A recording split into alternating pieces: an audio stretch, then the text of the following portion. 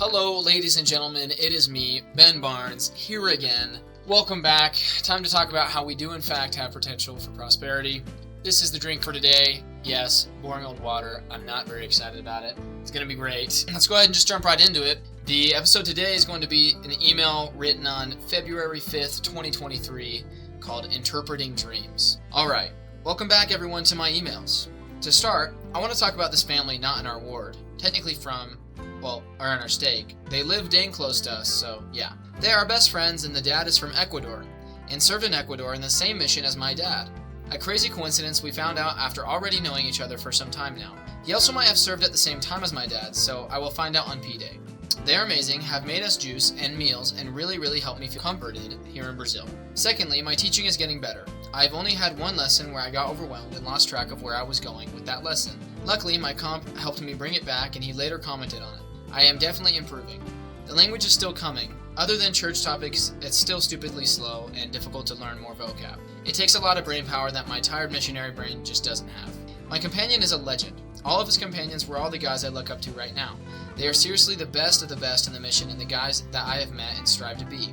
It is crazy he was the companion of almost all of them. Also, my comp makes food because he likes to cook.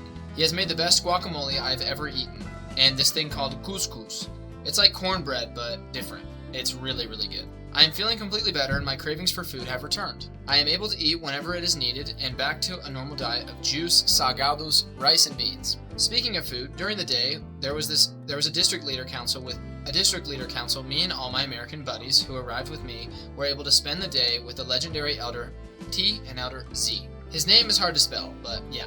They were amazing and took us to get our Brazilian identification. Of course, mine isn't there, along with some other Americans, so yes, we will return. After our big long trip to the Rio North mission, we returned right in time for lunch. Elder T had the craving for some American food, and we all agreed on McDonald's. It was heavenly because I haven't had it for like 2 months. He also gave us multiple lectures and large amounts of advice. Talking about training and becoming a leader is hard and sometimes scary, but when you baptize someone, when you are the senior companion, you know that was your baptism. You will crave to save the souls of this world more and more. He is awesome. And later that same day, I saw my father, Elder Ibrahim. Dude, I am not lying, I almost cried. We saw each other and hugged, and it felt like I was hugging my family. I seriously teared up. I didn't realize how big the influence he had on me was. But dang, he is the reason I am the missionary I am today. I miss that guy. Your first companion in the field really will be your best friend forever if you play your cards right. This week, we had integration. It's actually just mutual, or ward night. It's for all ages, and me and Elder Me and Elder S made all the games and rewrote a bunch of classic songs into gospel songs so we could play them. We had people guess, and it was a bunch of fun. I want to send them in this email so I can save them forever. I wrote all the lyrics, so if you want to read, you can. Alright, on to the long part of this email. My comp is a machine. He will always complete our minimum standards, and we always work. It has been really satisfying and helped the spirit fill my heart. One night, we were in a neighborhood looking for someone and then made new contacts with these 2 women. These women were very kind and said that they would like to hear more. So we went back the next day and they had this other woman with them in their home patio. We sat there as they drank coffee and we drank Coke they bought for us. They bought a bunch of French bread, meat, and cheese and we all ate and talked. We taught the restoration and challenged them to pray about it that night. Then the woman that just happened to be there told us about her dream. She said in this dream it was her and a bunch of people she knew, including her pastor. Everyone in the dream was grabbing this free pair of new shoes. Everyone except her. They were all happy and celebrating, and she said she didn't know why she didn't grab the new shoes, but something was telling her not to. Now, generally dreams in the US are not a big deal. Something weird, random, blah blah blah.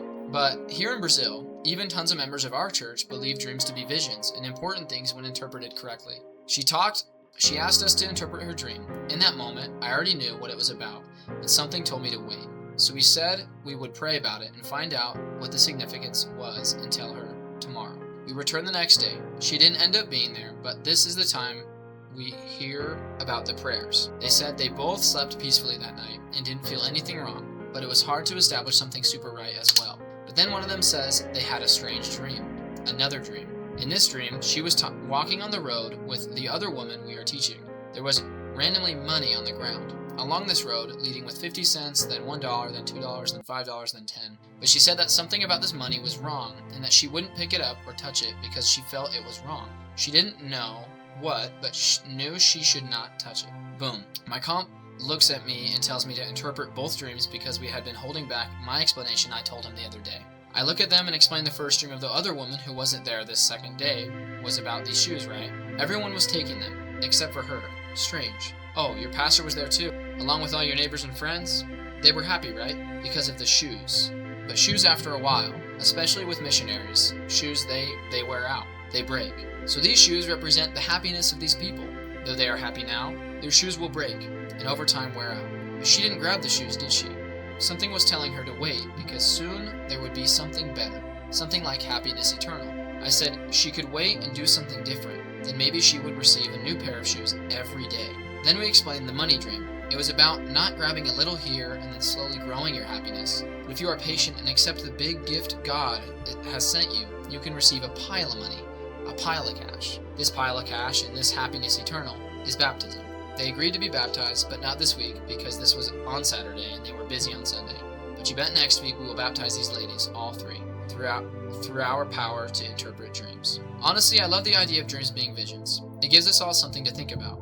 Never forget the power of revelation God can send. Though these women's dreams could have just been out of nowhere and completely random, I actually believe these women received these dreams from God to show them what we were teaching and what we were trying to do would bring them happiness eternal. So please, continue having faith and knowing that when you need it, God will reveal things to you. You can receive revelation through Christ, prayer, life, dreams, and all things God has given you. Please keep your eyes open and ready to receive revelation daily in your life. Ate mais. Ciao, ciao. Alright, so to end this, I'd like to explain a little bit just about this email. I think it was a great email.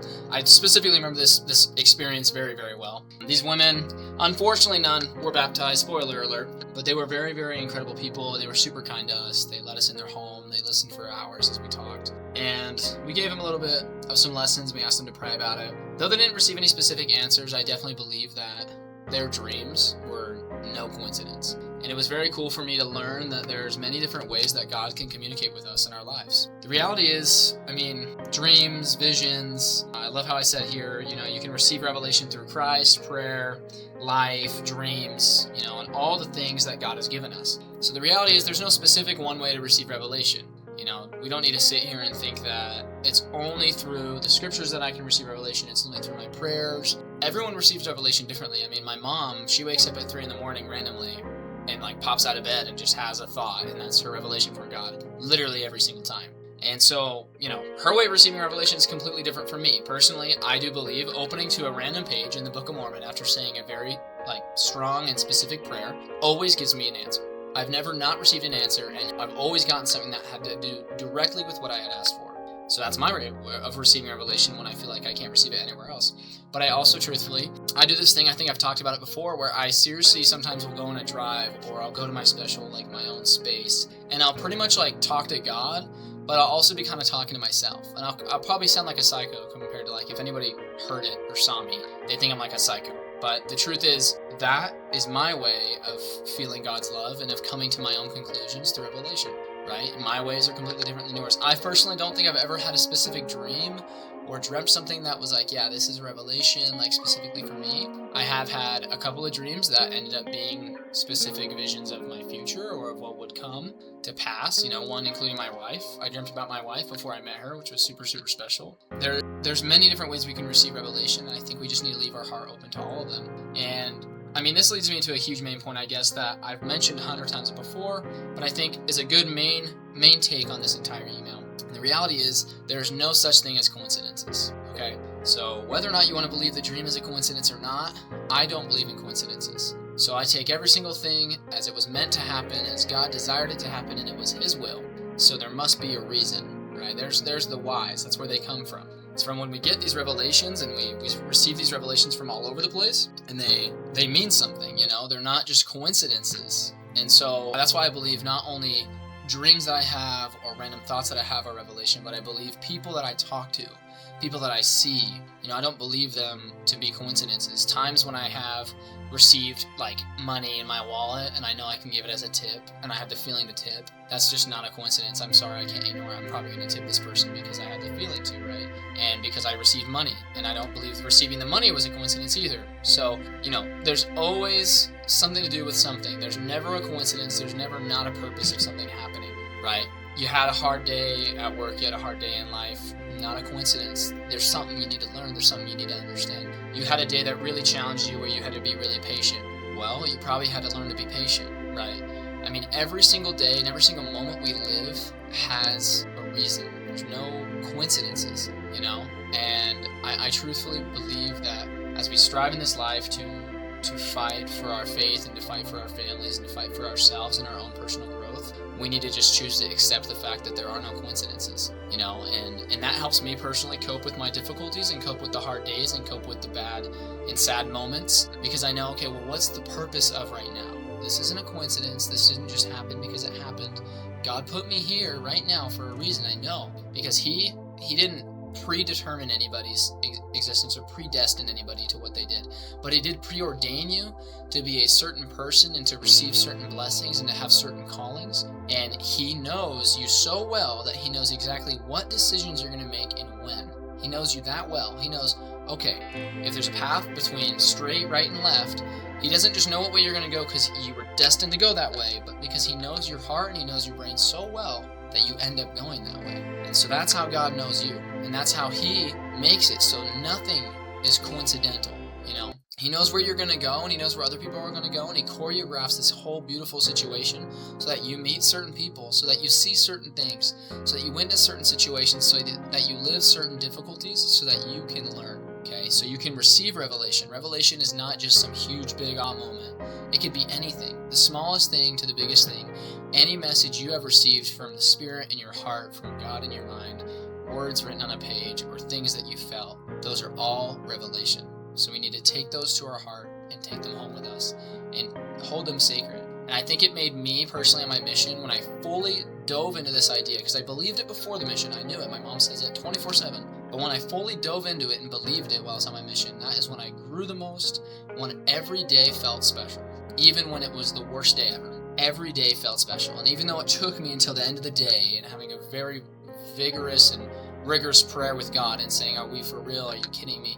Why is this happening? I had to get mad. I had to fight like I've always talked about. It wasn't a coincidence that I had that bad day, and I sure as heck learned something from it. So those are the moments that I learned the most. And it was the moments when I decided to accept the fact that there's no coincidences and there's always a purpose behind each thing that had to come to pass in my life. And I promise you all that that is the truth for you as well. I personally 100% believe and know by my personal experience that nothing is coincidental. And that if you choose to live like that, it's a lot easier to take everything that was once negative and anything that should be negative and break you down and make you worse and use it to build yourself back up, make it positive, and make it powerful. And I know these things to be true, and I thank you all so much for watching. And I hope you never, ever, ever, ever forget that you do, in fact, have potential for prosperity. Thank you, and have a wonderful evening.